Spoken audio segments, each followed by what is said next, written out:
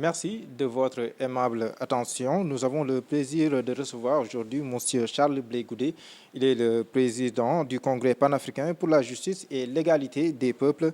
M.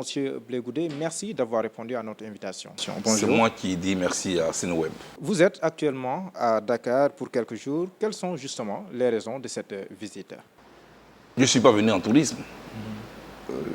J'avais un tête-à-tête avec le représentant spécial du secrétaire général de l'ONU pour l'Afrique de l'Ouest et le Sahel. C'est pour cette raison que je suis là. C'était quoi l'objet de cette rencontre? Comme vous l'avez dit, vous n'êtes pas là en touriste. C'est un rapport avec la situation politique en Côte d'Ivoire.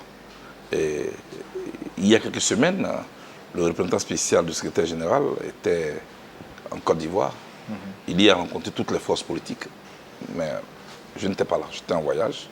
Je suis donc venu pour qu'on échange à ce sujet, sur la situation sociopolitique en Côte d'Ivoire, mais sur ma situation aussi particulière. Oui, votre situation, vous êtes radié des listes électorales. Pensez-vous qu'il puisse y avoir possibilité de changer la donne, c'est-à-dire qu'il y ait une élection présidentielle inclusive en Côte d'Ivoire? Mais je ne désespère pas, d'autant plus que je suis même sur la terre sénégalaise. Ici, vos autorités actuelles, jusqu'à 10 jours des élections, étaient en prison, radiés des listes. Mais au moment où je vous parle, c'est eux qui sont les autorités de ce pays. Je pense que tant que ce n'est pas fini, ce n'est pas la fin. Qu'est-ce qui est ressorti des échanges entre vous et les représentants du secrétaire général de l'ONU? Est-ce qu'il y a espoir? Ça, lui, il ne peut pas nous forcer la main. Il ne peut pas obliger les autorités ivoiriennes à m'inscrire sur la liste électorale. Seulement, je l'ai sollicité pour qu'ils puissent nous accompagner dans notre demande de dialogue politique que nous réclamons depuis. Nous pensons, vu la situation particulière de notre pays, la Côte d'Ivoire, qui n'a pas encore fini d'éponger la doise des différentes crises qu'elle a vécues ces derniers temps, il faut qu'on puisse s'asseoir autour d'une table pour régler toutes ces questions, qu'elles soient judiciaires, politiques, électorales. Ce sont des questions qui engagent l'avenir de notre pays. En tirant les enseignements de notre crise, de notre passé récent, la seule voie pour aplanir toutes ces questions, pour baisser la tension sociale et politique, c'est de nous asseoir pour discuter. Et c'est cela que j'ai demandé au représentant spécial du secrétaire général de l'ONU.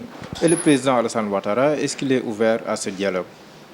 Je n'en sais rien. Le constat, c'est que ce dialogue n'a pas encore lieu.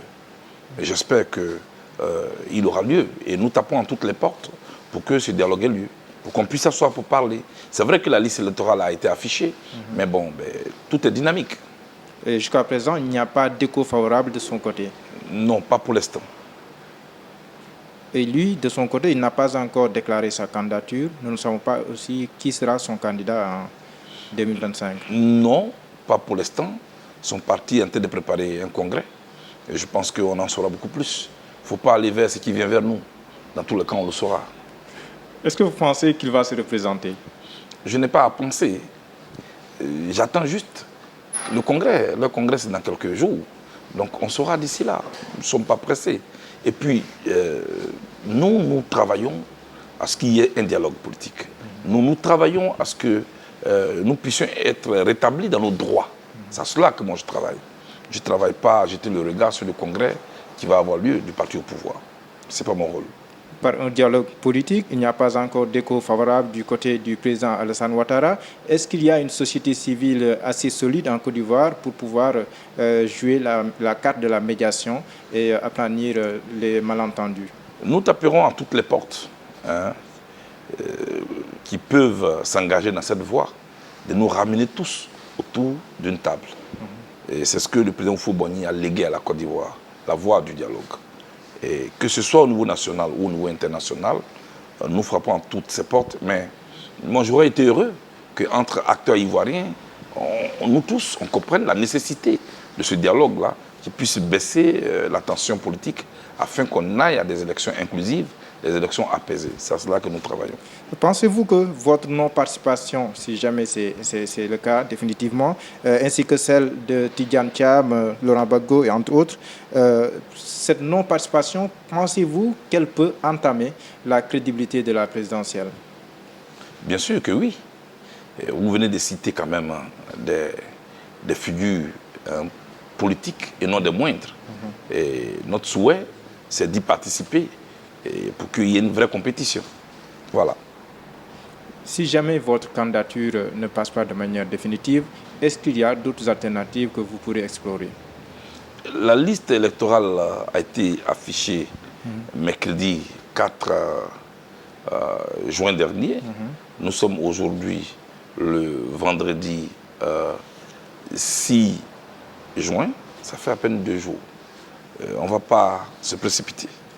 On va attendre, on va analyser, on va essayer de nous donner les moyens de nous asseoir autour d'une table. Et puis après, on appréciera pour voir ce qu'il y a lieu de faire. Est-ce qu'il y a des moyens de recours qui vous sont offerts? Aucun.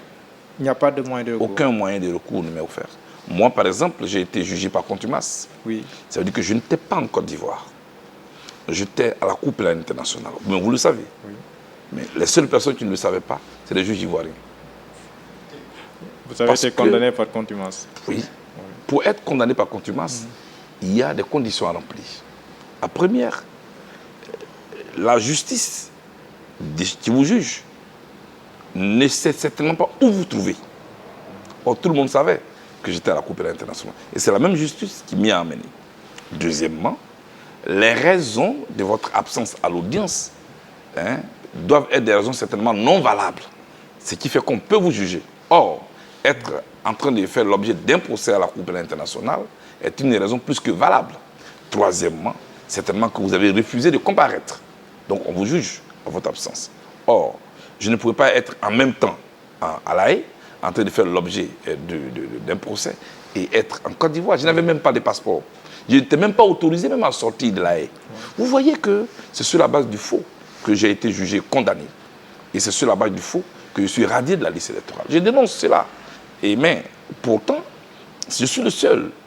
Je suis celui même qui parle de paix. Et je suis celui qui est encore en train de taper à toutes les portes pour qu'on puisse s'asseoir autour d'une table. Telle est ma démarche. Parce que j'aime la Côte d'Ivoire. Au Sénégal, le code pénal indique que si jamais le contumax réapparaît, ça fait sauter l'état de contumace et qu'on doit reprendre tout de zéro. Ce n'est pas le cas en Côte d'Ivoire? En principe, c'est le cas, mais ce n'est pas encore le cas. Voilà, vous voyez donc que ça n'a pas sauté, et je suis là, et tenant compte de vous êtes cette toujours condamnation considéré comme étant en état de contumace. Voilà, et là, cela fait... C'est en 2019 que j'ai été condamné. Donc je suis dans une prison à ciel ouvert. On était 4. 4 à avoir fait l'objet d'un mandat d'arrêt de la Cour pénale internationale. Le président Gbagbo, il a été gracié. La première dame, l'ex-première dame Simone Veil Gbagbo, elle a été amnistiée. Elle est candidate. Eh oui, elle est candidate, elle a été amnistiée. L'ancien commandant de la garde républicaine de Goblé, il a été gracié. Moi, je ne suis ni gracié, ni amnistié. Ce traitement particulier et singulier appelle à des questions. Mais bon, je dois continuer Selon mes vous, quelles bases. sont les raisons, à part vous empêcher d'être candidat peut-être? Mais moi, je ne peux pas justifier l'injustice contre moi. Je constate simplement que j'ai fait l'objet d'un traitement singulier et particulier. Mais dans tous les cas, moi, rien ne m'a jamais été offert sur un plateau d'or. Je me suis toujours battu pour exister. Même à la Cour pénale internationale où on m'a amené, ce n'était pas pour que je revienne en Côte d'Ivoire. J'ai gagné mon procès. Donc, je suis né combattant. Ma vie est combat et je continue de me battre. Vous le disiez, chaque époque son combat, chaque combat ses acteurs ou son acteur. Et là, c'est quoi exactement votre combat? C'est celui de la participation ou celui de choisir un autre candidat si jamais votre candidature n'est pas validée? Au-delà de ma personne et de ma participation, ce que j'aimerais bien, c'est la mise en place, la création d'un État démocratique où il y a des règles qui sont respectées. Avoir une constitution ivoirienne qui n'est pas un brouillon permanent, qu'on manipule à chaque fois selon les intérêts du moment. Ça, c'est une bataille que je suis en train de mener. Avoir une classe politique consciente de ses responsabilités, consciente que nous sortons d'une guerre. Et quand on sort d'une guerre, on en tire les leçons et on met en place un État démocratique qui permet de léguer une société équilibrée, équitable aux générations futures.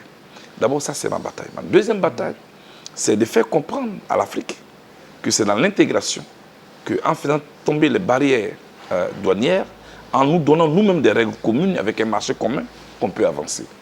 Voilà mon combat. Vous parlez souvent de Ousmane Sonko, président du parti PASTEF. Lui, quand il a été recalé, il a choisi un autre candidat qui a gagné, Bassirou Diomaye Faye, qui était en détention, mais qui a pu quand même faire passer sa candidature et gagner la présidentielle avec 54%. Est-ce que c'est dans vos schémas de faire comme le président Ousmane Sonko? Je voulais d'abord féliciter le président Ousmane Sonko, aujourd'hui Premier ministre du Sénégal, pour tout le combat qu'il a mené et comment il a réussi à mobiliser la jeunesse sénégalaise qui aujourd'hui lui a fait confiance avec son équipe et lui dire que la jeunesse africaine est avec lui. Son échec est notre échec, son succès sera notre succès. D'abord dans un premier temps. Je ne sais pas par hasard que je me trouve ici. C'est pour apprendre tout cela que je suis ici. Voilà, il ne faut pas se gêner de copier ce qui est bon. Mais c'est seulement à quelques 10 jours que Ousmane Sonko et son camarade, son compagnon, Diomaye Faye, ont été libérés. Et nous sommes encore à 4 mois des élections en Côte d'Ivoire. Je m'entends. Est-ce que vous prévoyez de les rencontrer, les nouvelles autorités sénégalaises? Je garde ça pour moi. Il y a quelques jours, le Premier ministre sénégalais, Ousmane Sonko, se rendait en Côte d'Ivoire. Il a rencontré d'abord le président Alassane Ouattara, ensuite son prédécesseur Laurent Gbagbo. Comment vous analysez cette visite du Premier ministre sénégalais en Côte d'Ivoire avec ces rencontres que je viens de citer? Aucune autorité, qui plus est, un jeune politique comme le président Ousmane Sonko ne peut pas vivre en autarcie. Il a été élu, il fallait bien qu'il puisse s'ouvrir sur le reste de l'Afrique. Il a jugé bon d'aller en Côte d'Ivoire, il a rencontré le président Ouattara, c'est bien. Il a rencontré le président Gbagbo dans un autre cadre panafricain, c'est aussi bien. On finit jamais d'apprendre. Je pense que c'est dans un cadre institutionnel et diplomatique qu'il a rencontré le président Ouattara. C'est dans un cadre panafricain qu'il a rencontré le président Gbagbo. Tout cela, c'est ce qui fait Ousmane Sonko. Donc on aussi parle de médiation. Est-ce que cela, pour vous, est une source d'espoir? Des médiations entre qui et qui? Entre le président Ouattara et l'opposition à travers Laurent Gbagbo. Je ne comprends pas. Qui fait la médiation? Ousmane Sonko. Mais ce serait bien. Ce serait bien. Il est déjà passé par là. Donc il parlera avec expérience. Ce qui est bien ici, ce que nous voulons, c'est qu'on puisse se retrouver autour d'une table. S'il y a une main qui vient faire la médiation, ce serait bien venu. Et cette nouvelle vision, cette nouvelle vague, cette ère de panafricanisme qui souffle en Afrique, comment vous l'appréciez avec de jeunes dirigeants à l'image du président Bassirou Diomaye Faye et un peu partout dans la sous-région? Comment vous analysez ça en tant que jeune politique? Vous voyez que c'est une génération décomplexée qui parle pour l'Afrique, qui ne rompt pas avec le reste du monde, mais qui veut qu'on tienne compte des intérêts de l'Afrique désormais. C'est un vent qui est en train de souffler, comme le vent de l'Est avait soufflé après la chute du mur de Berlin. Les gens ne feront que retarder, mais il vaut mieux en tenir compte. Aujourd'hui, il y a une aspiration d'une Afrique qui veut exister par elle-même, par ses enfants. D'une Afrique qui veut qu'on tienne compte de ses intérêts. D'une Afrique qui ne veut plus qu'on la piétine, qu'on la méprise. Certains sont au pouvoir, aujourd'hui ont accédé au pouvoir d'État. Nous autres sommes encore dans l'opposition, en train de taper aux portes du pouvoir pour un jour y accéder. Toujours est-il qu'il y a quelque chose de nouveau qui est amorcé. Voilà. Oui, mais parfois, ce sont les vieux débats qui reviennent, des exclusions, des listes électorales, pour parfois des questions... ça, ce ne sont que des soubresauts. Oui, ça, ce ne sont que les derniers soubresauts d'une vieille époque. Chez nous, on dit avant de mourir, Caïman boit de l'eau. C'est ce qu'on dit en Côte d'Ivoire. Donc ça, ce sont des soubresauts d'une vieille... C'est un débat aussi qui revient en Côte d'Ivoire. Oui, mais ça va passer. Ça va passer. C'est le dernier soubresaut. À un moment donné, plus personne ne pourra se choisir ses adversaires lui-même. Il y a une nouvelle génération qui est là et qui va prendre un jour les choses en main et qui va changer les choses, qui va établir une démocratie. Comme au Sénégal, où il y a des institutions solides. et qui n'appartiennent ni à un parti au pouvoir, ni à l'opposition. C'est à cela qu'il faut arriver. Et je pense qu'on n'en est pas loin. Quel est le message que vous voulez adresser à la jeunesse africaine? Dis à la jeunesse africaine qu'il est l'heure. Il est l'heure de prendre ses responsabilités. Il est l'heure de prendre ses responsabilités par rapport aux défis mondiaux. Nous vivons un monde où on ne paye plus l'aumône aux pauvres et aux faibles. Nous vivons un monde de compétition où il n'y a pas de pitié. Pour exister, il va falloir compter. Pour qu'on compte avec toi, il faut compter aussi. L'Afrique a tout ce qu'il faut pour compter dans le Conseil des Nations. Seulement, ces enfants doivent en prendre conscience. Tout le monde le dit. Les observateurs le disent. L'Afrique est le continent de l'avenir. Le paradoxe, c'est que tout le monde y croit, sauf l'Afrique. Avant, on nous prenait par force pour nous amener en Europe, en Occident. Maintenant, c'est nous qui voulons y aller par force, en défiant même la mort dans la Méditerranée. Mais ces jeunes-là, ils vont chercher quoi en Occident? Mais ces jeunes-là aussi, qu'est-ce qu'ils fuient? Ils ne fuient pas que la misère, ils fuient les dictatures qui sont installées et cautionnées. C'est tout cela qu'il faut changer pour redonner espoir à la jeunesse africaine. Et avec notre génération, cela est possible. C'était un plaisir d'avoir cet entretien avec vous. Merci beaucoup, M. Blé Goudé. Je vous en prie. Merci beaucoup. Merci beaucoup. Comment on dit ça? Djeridjef. Djeridjef. Djeridjef, Ça veut dire? Merci beaucoup. Ah, Djeridjef. Djeridjef, merci. Donc, Djeridjef. Djeridjef, merci Tous les beaucoup. Sénégalais. Merci beaucoup. À bientôt, Bonne fête. Inch'Allah.